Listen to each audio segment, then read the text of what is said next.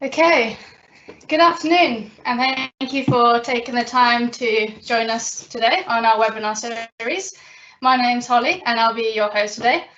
We're going to be discussing security solutions and why you might want to think about exiting third-party solutions and have Microsoft as the replacement.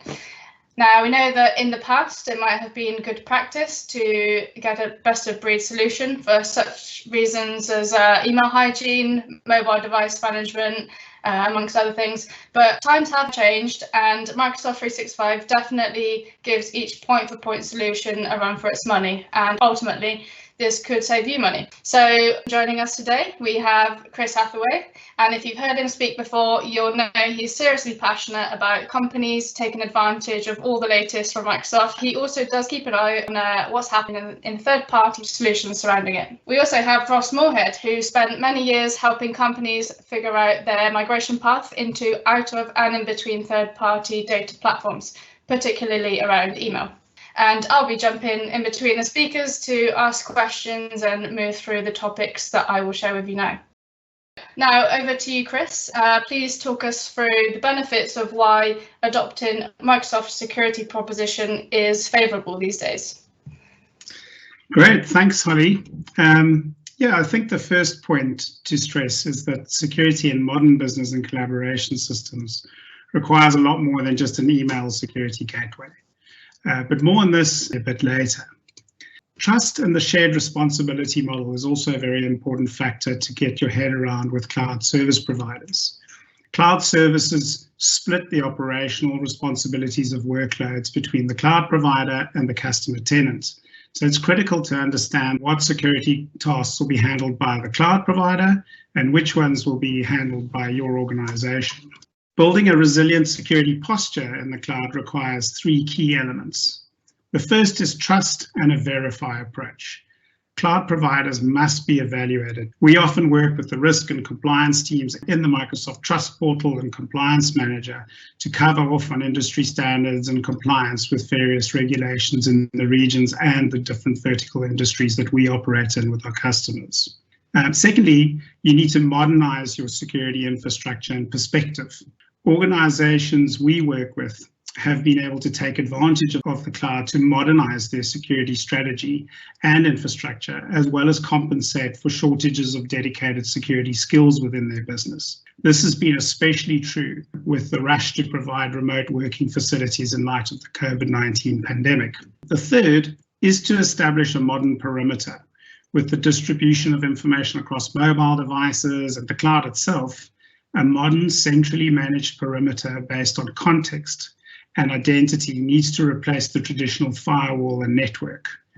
We now refer to this as endpoint protection, and it talks directly to why we think you need an ecosystem rather than a point solution. I think the next thing to cover off on is continuity services. So continuity services were brought into focus as part of third-party solutions in the days of Exchange on-site, where it was a great way to avoid the costs of setting up your own Exchange geo-redundancy and additional infrastructure for things like database access groups, which were expensive to deploy and required a lot of infrastructure. This is now part of your SLA, and Microsoft has done the geo-redundancy and investment around continuity as part of the services you are paying for in Office 365. In our experience, there are very few organizations who need more than what is provided for from a continuity perspective. Virus and malware detection and quarantine services, in theory, a place where you could get the benefit of two security providers in series. But unfortunately, we've seen that in practice, it causes huge amounts of user confusion, as they may release an email from the one service only to have it sort of caught up in the next. The only way around this is, to get users to keep monitoring two systems, do the user training, and in reality, it's hard enough to get them to effectively use one system at a time. There is also often the question around, does Microsoft have the credentials? Are they a specialist security provider? We get this feedback from technical teams from time to time, but it's also worth remembering that in Office 365, you get the cumulative advantage of Microsoft's investment in the Microsoft Intelligent Security Graph, which synthesizes a vast amount of data from a huge variety of sources at global scale. And with all of these services, they're analyzing trillions of signals every day for threats and anomalous behavior. This then rolls down as a benefit to all Office 365 customers in the ERP solution that forms part of any of the Office 365 licensing SKUs. Enterprise security from Microsoft is also employed by 90% of the Fortune 500, and they see more attacks than most other companies on any given day. Some of the numbers in the slide you can see, they block more than 5 billion distinct malware threats per month, 630 billion authentications, 470 billion emails, get analyzed, abnormal behavior, spam, malware. This telemetry helps to understand the full spectrum of phish attacks and the varied methods used by attackers. On top of all of that, they layer shared threat data that's received from their partners, global law enforcement, and a dedicated digital crimes unit, also security bots, and the people at Microsoft that are full-time dedicated to security.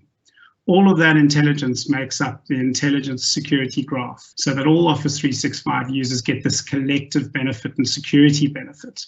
And we feel this more than qualifies Microsoft as a specialist, as in fact something unique in the cybersecurity industry. The other important fact I alluded to at the start is that modern cybersecurity requires an ecosystem that includes end-to-end visibility with central management of security and compliance policy. This is really speaking more to the content and the information itself. True protection includes the ability to protect highly distributed identities and devices that are no longer bound by that traditional network and firewall perimeter. Similarly, contents in emails and documents needs to be automatically protected based on the sensitivity of the information it contains and not where or how it is consumed. Using machine learning and detecting and alerting the right people at the right time about anomalous behavior is another difficult goal to achieve with multiple point solutions rather than a complete ecosystem like Microsoft 365. Certainly, it has been our experience that there is a gradual move towards this broader and more centralized approach. Yeah, thank you, Chris. That's some very useful information and advice there. Now, I am aware that many people that currently use third-party solutions might be tempted to consider moving away, but I guess my next question for you, Chris, is where do you start with making sure you're getting a like-for-like or better, and how do they make the most out of it? That's a good question. And as I've mentioned, data is shared more often and more widely than ever. Obviously, in the light of COVID, this is especially true. We have seen the adoption of cloud technologies a little faster than organizations may have been able to get to grips on how to protect the new perimeter we've spoken about. This means your current solution may no longer be appropriate for the new requirement. Now, this is especially true where you've quickly adopted something like a cloud Office 365 collaboration platform and you haven't started using the security properly yet. This leaves the potential to create gaps for what we refer to as shadow IT. You need to extend your security perimeter and make sure you're not just protecting email, which more and more only contains the link to the content rather than the business content itself.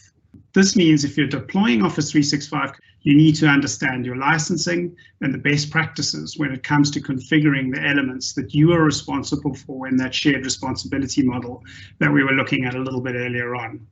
We run a security and compliance baseline audit to help our customers. This does a few things. One, it ensures they're getting the value for that investment in that licensing. Too often we come across customers using inferior solutions while earning a duplicate service on their Office 365 licensing stack.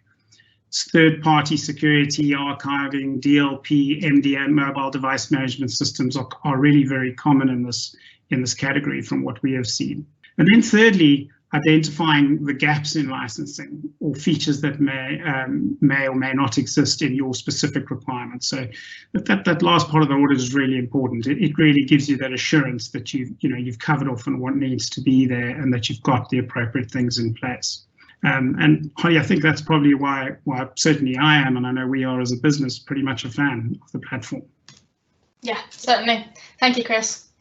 Now, moving on to our next topic, we hear a lot from customers that we speak with that they've been using the email hygiene provider, like Mimecast, for example, to provide a separate journal service for Exchange on premises, and now Office 365, which doesn't in itself offer a journal service.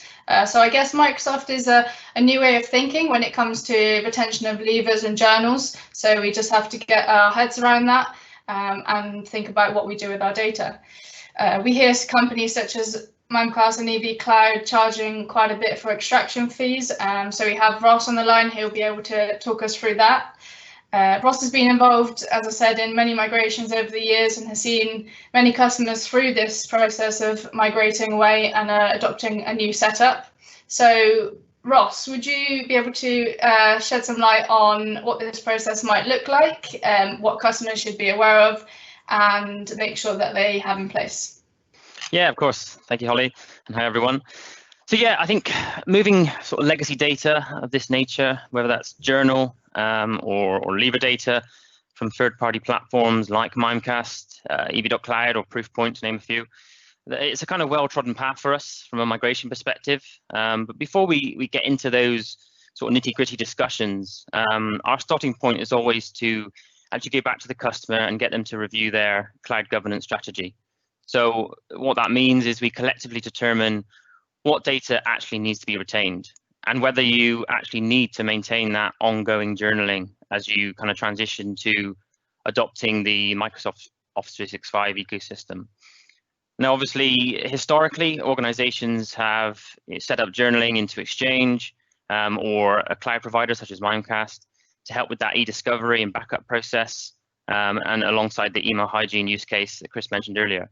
But with organizations transitioning to the cloud and Office 365, I think there is a reason to now sort of review that and actually determine what you're actually getting out of those providers and what you're getting out from your existing Office 365 license model, and whether actually could the concept of retention and litigation hold actually satisfy those compliance requirements. Now, we've been involved in a lot of projects, and that topic alone can be very challenging from a organization's perspective to resolve that internally, and that's sometimes where getting a third party in, a cloud governance specialist, can help sort of clarify, what the appropriate legislations are, what the data retention requirements might be for your organization in your industry, and help formulate, as we call it, a defensible data governance strategy. And on the slide that I've got, we have a few areas that commonly come up in those discussions, and how it's not just centered around that sort of initial part of the legacy email and the ongoing journaling discussion, but actually it's a wider data governance discussion. But with that being said, there are organizations out there that are heavily regulated. They do need to capture this legacy information, whether it's in a cloud provider third party or whether it's in Office 365. They do need to actually keep that, and they also need to keep that ongoing journaling in place. So what are the alternatives? So from our perspective, where we start is we always advise on sort of what functionality is available within Office 365 and how you can take advantage of your existing license model, and actually look at building out your retention and litigation policies, and taking advantage of the inactive mailbox feature for handling leavers, which for a lot of organizations could actually replace the role of a journal and provide a process for employees leaving the business, but still storing that valuable correspondence for any discovery or data access subject requests. But again, there are those instances where litigation hold may not satisfy those compliance requirements, and actually all forms of correspondence do need to be captured by the organization. And in those instances, we tend to talk them through the option of utilizing Azure and actually setting up a journal feed from Exchange Online into an Azure data store and utilizing the lower cost storage options that you have, but with the key point of keeping that data within a single Microsoft ecosystem, which kind of echoes what Chris mentioned earlier on, of keeping it all in that kind of central place in a single pane of glass. So, I mean, the benefits of utilizing Azure as opposed to kind of maintaining your existing setup sort of takes me on to one of the wider issues of the notion of vendor locking. in where your data is actually being stored in a proprietary platform that has kind of no external API access and no easy way to extract, which I'll explore in more detail on the next slide. But those are typically the areas that we discuss with our customers on alternatives to utilizing a third-party journaling solution. So after we've had those discussions, and the customer actually wants to move across into Exchange Online, for example, what does that migration path look like? So the start of the migration journey typically consists of actually getting your data, and that normally is in the form of a data export.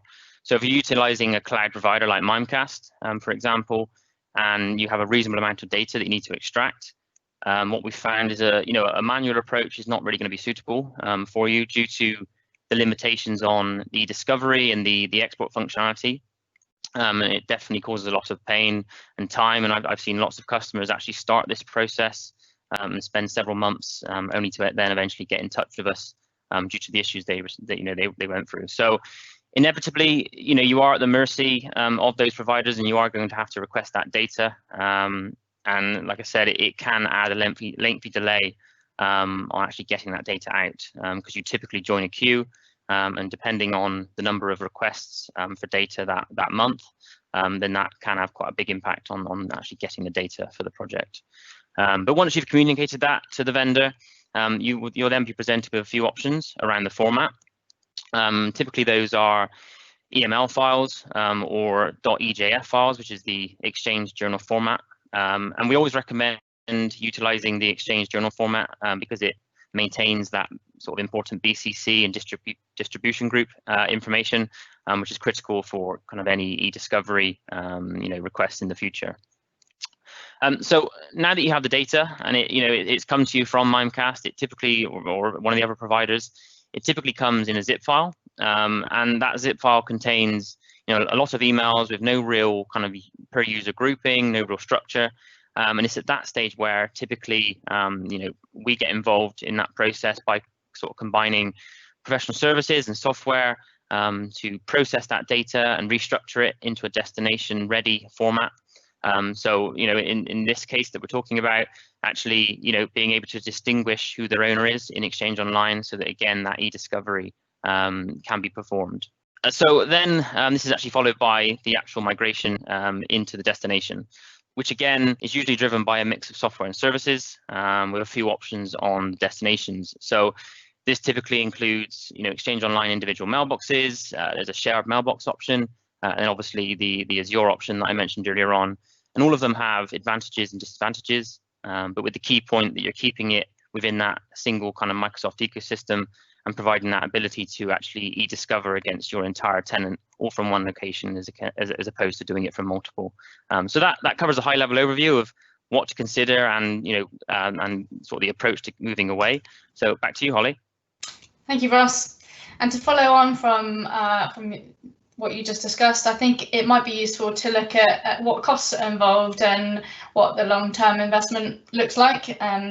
If people do decide to switch, what sort of effort is required from them and how long might it take to happen? You did touch upon that a second ago, but I guess the main focus point being, does it make sense for their business? So would you mind running through in a bit of detail what sort of cost considerations and how long it might take to get a ROI? Yeah, sure, no problem. So when weighing up the cost of change, certainly for year one, there is always going to be the initial outlay, and the starting point for that outlay, as it says there on the slides, is the extraction fees, and these are typically based on volume, and certainly from projects that we've been involved in, this can add significant cost to the project. So it's definitely worth defining that early on in the process with your cloud provider. You've then got the cost of actually getting that data, as we call it, destination ready. And typically, and I would recommend working with a third-party specialist on that process of getting that data ready to be moved into the destination, which in the case we're talking about Exchange Online, from a data integrity perspective. So then obviously you've got the actual cost of actually moving the data. And again, typically that is a combination of services and software to move that data in. And then finally, in some cases, depending on your Microsoft licensing that you have in place, you may need to revisit it to determine if do you have the right license model so that you can apply those litigation and retention policies, which is typically in the Microsoft E3 or E5 license model, as well as the kind of email hygiene and security features that Chris mentioned earlier on. So yeah, I mean that is the summary of the cost of change, and certainly what we see is in year one, it is unlikely to see an ROI at that stage. But actually, when you start to review the costs of not changing, you have the ongoing subscription fees from your existing cloud providers that are now being shared across, not only, for example, Mimecast, but also in Office 365. You've then got the continued duplication of data, not only growing your storage footprint, but also adding complexity to those e-discovery processes for your internal teams. I touched on it earlier on. You've also got the knowledge that if you did want to move away from those providers in the future, you've still got that issue of being kind of vendor locked in and not being able to easily access that information. And then finally, it talks around duplicating effort again. So the fact that Microsoft, and Chris touched on it earlier on, it has the capability to perform those email hygiene and those security features. So is it worth duplicating that functionality across multiple platforms, or keeping it all under one place and having that cost in one place? So what we tend to say to our customers is that year one, there is that initial outlay, but as you then progress into years 2 and 3, you then start to see that ROI and you get that return from the move. So hopefully that gives a guide on the costs of change. Back to you, Holly. Thank you, Ross. So I think that is now time to round up the session, but hopefully this has given you an insight into what the benefits are to moving away from a third-party solution, and what effort is involved and how you might go about it. So some conclusions that I'm drawing from the discussions that Chris and Ross have touched upon today are that you get more for your money if you make the most out of a single platform that you already have, but that when doing so, you need to make sure you deploy it correctly, or as Chris said, you may be at risk and have a bad first experience. It's also worth understanding that you shouldn't expect short-term returns, and rather that this is a long-term win, as Ross just said. And lastly, I think take the opportunity to control your data, free it from being stuck in a proprietary platform, and have no tie-ins. So if any of you are in the situation that we've been discussing and would like to speak to us further about it, please don't hesitate to get in touch, and we can look to run through with you what model we've created and done in the past.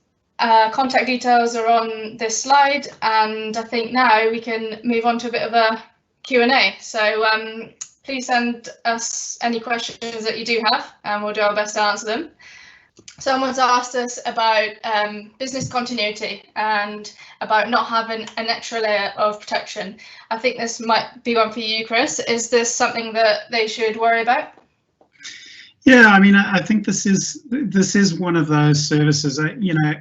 You need to go back to what you're paying for in your licensing and whose SLA is better than whose.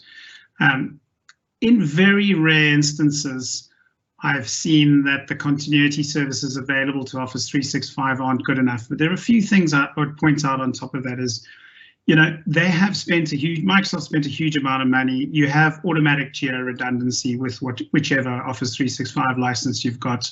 That geo redundancy is, certainly at the time we've been using and been on it, been really good enough for most organizations.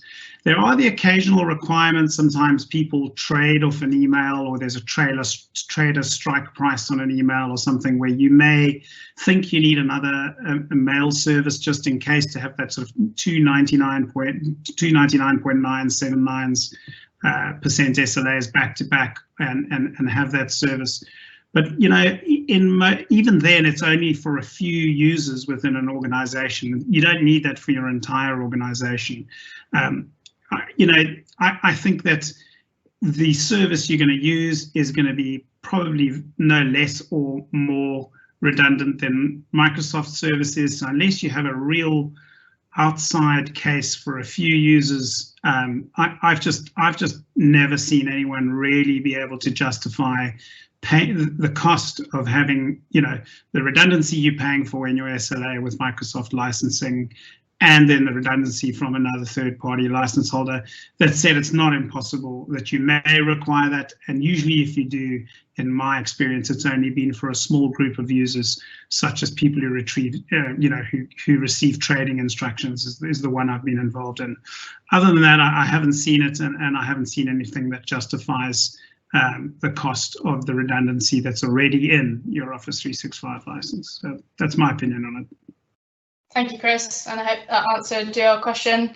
Thank you for that one. Our next question is about specific integrations we've got with a document management functionality. So what about specific features and functionality that they require, such as matter management in the legal industry? I think, Chris, that might be you again. Yeah, and this is one we're starting to see quite a lot of. Some of the vendors we're working with now have very cleverly switched to leveraging your investment in Office 365. So instead of having to build a new service from the ground up or consume a new third-party service from a different cloud, what they're doing is they're deploying on top of SharePoint and Teams. Some examples of this, we've worked where we've created secure data rooms for law firms using Teams and Office 365, and they were using third-party products which kind of deploy on top of Office 365. So again, all your investment in labeling, data leak prevention policies, being able to categorize information and make sure your taxonomy and retention policies are being followed are still in place. All the investment you've made, the effort you've gone to get all of those things in place on Office 365 carry through to the investment in a matter management system or a data room system that lives on top of Office 365. So there's some really good, there's some really great third-party vendors coming along with that perspective in mind. And we've seen that to becoming very popular in those industries, and there certainly are those things. The other thing is Microsoft is also, as ever, really maturing in the space at an unbelievable rate. There is now a whole new records management suite. It does come part of the E5 suite. So one of the conversations we will land up having with our customers is it's often quite difficult to justify the cost of an E5 license just on one or two things. But if you're, for example, using the records management features, the advanced taxonomy and labeling features, you're also using the advanced threat protection and suddenly the E5 licensing might not be as expensive as it looks, because you're not just looking at the one thing you need and then looking at the cost of an E5 license. You've actually realized you've got 3 or 4 of the requirements. And once it's in that package, it's a better price. So 2 options there. We're seeing third parties, developers creating applications that live on Office 365, keeping that investment you've already made and leveraging the investment more, and then also keeping an eye on things coming down the line with Microsoft. Project Cortex is another really interesting one that I'm starting to talk to our customers about a lot. Brilliant. Thank you, Chris. I think we've got time for one more, and we just received it just in time. So the Exchange online spam filtering and anti-phishing capabilities have not been as good as third-party systems. What has changed to suggest that Exchange Online has improved this capability? Yeah, I guess I'll take that one again just very quickly. I'm not sure if you saw the security graph, but I think the big thing that's changed, and maybe I didn't speak to enough, is Microsoft's attack surface is vast. What they're doing is they're using AI to start predicting and to start, if something is caught in an Outlook.com user, it then rolls out to their entire organization. So they're starting to use the machine learning and the AI and the investment. Their reputation is seriously, at risk. Most of the time where we've gone in with customers where they're not getting a satisfactory result with phishing and spam filtering has been due to sometimes the settings and sometimes a combination of looking at, what settings you've got in place on the system, and then a combination of sometimes looking to upgrade to the ATP license, which is the Advanced Threat Protection license, which is that sandboxing environment. So it can be a combination of things. It doesn't, Office 365 doesn't ship out of the box with everything switched on perfectly. It's actually ships out of the box with things set to their least, their least restrictive mode. And you really need to fine tune that or speak to somebody who can help you fine tune the settings. And then also look, well, maybe you do need to spend the money a little bit more licensing to get that advanced threat protection functionality, which you might be getting currently from a third-party provider.